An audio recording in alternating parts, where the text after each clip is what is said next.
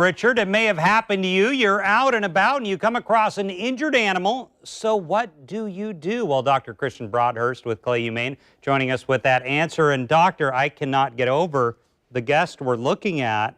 This is a good-sized turtle. Is turtle or tortoise? Yes. I always get them confused. But look at his shell right there. Tell me about that. Well, we say he gives us better reception in the building.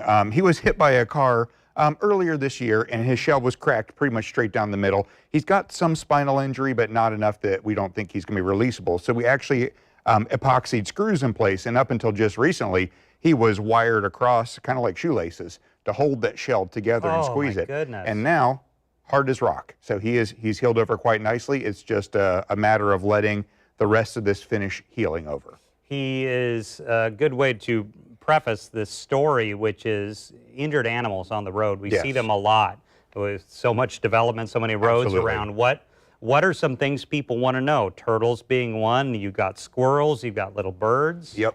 Let's start with things like a turtle or something like that. So if you see, well, first of all, if you see a turtle on the road, safely stop and see if you can get it out. Because my wife has done that many times. Yes.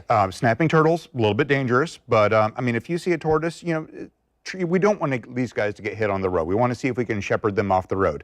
If they've been hit and they just have a couple of scratches or abrasions, leave them be. They'll heal quite well. If they have major injuries, like you can see a crack in the shell, definitely bring them into a facility that takes care of wildlife like we do. So let's move on to something like squirrels. Squirrels are very common, injured animal you can see out in your normal day-to-day life. We also need to distinguish between injured and learning how to be squirrels. Because there are a lot of, especially after storms, a lot of squirrels will be blown out of nests. If they're furry and they're crying, calling for their mom, it is best to leave squirrels in their environment for at least half a day, maybe a whole day, to see if mom comes back and picks them up. Because we have a lot of people rescue wildlife from their mothers, baby birds, baby squirrels.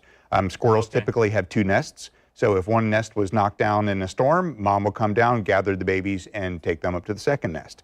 However, if it's been 24 hours or there's an injury, I mean, if you see blood, if you see a cat has a squirrel, that is not something that we should leave out there. That is definitely something you should bring in. Can much of that be done to help the animals? I mean, are they rescuable, so to speak? Yeah, many of them are rescuable. I mean, certainly if they're too badly injured, we sometimes have to humanely euthanize them. But if they're rehabilitatable, we work with rehabbers and we'll triage them. We'll get them in. We'll give them antibiotics, clean up their wounds, and then we'll send them to rehabbers to pursue definitive care there.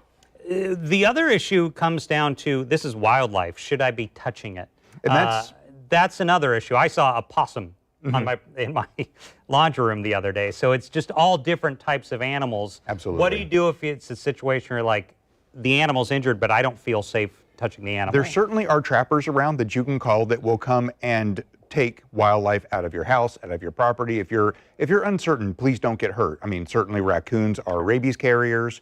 Down bats are always a problem because bats are big rabies carriers as well. And if you can safely and comfortably get the animal and take it to a rehab facility, that's fantastic, but don't put yourself in danger to do it. Dr. Christian Broadhurst, thank you, and I'm glad to see he looks like he'll make a full recovery. He will. We're going to release him in the spring. Oh, that's good to know. Well, thank you, doctor, for coming on again. Thanks for having me. Find an injured animal, call Clay Humane Society at 276-7729, and we will be right back.